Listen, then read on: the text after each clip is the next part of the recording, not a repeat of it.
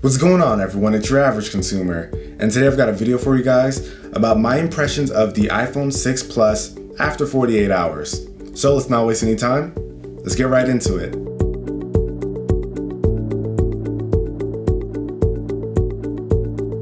So the first thing we're going to talk about is the design.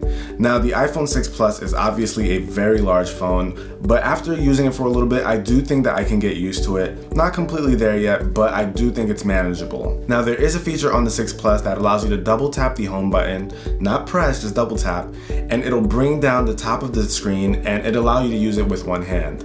Now, I don't see myself using that feature much, so I'm pretty much gonna have to get used to the bigger size. One thing I did like about the 5S was the chamfered edges, and with this being a bigger phone and having rounded edges, it is a bit more slippery, and I'm afraid that I might drop it one day. Because of this, you'll probably want to pick up a case. Now, I got the Apple leather case, and it does add some grip to it. However, I don't think it offers the best protection, so I'll probably be looking into something a bit more heavy duty like Spigen or OtterBox. The iPhone 6 Plus has a 5.5-inch 1080p Retina HD display, and God, that's a mouthful.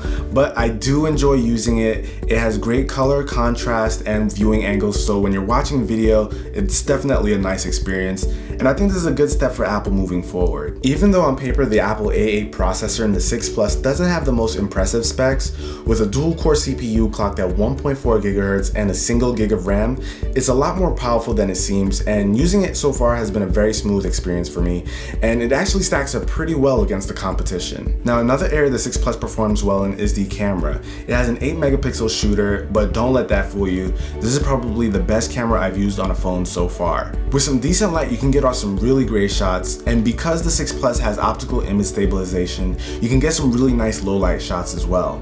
Now, the stabilization also helps to get you some smooth video, and you guys can actually run over to John from TLD's channel and see the iPhone 6 Plus in action with the iPhone in a tree. No explanation necessary. It's only been 48 hours so far, but the battery life has been pretty impressive. I've been able to get about 6 to 7 hours of real usage, and that's a huge difference compared to the 5S. It's a little too early for a full review, but so far I'm definitely impressed.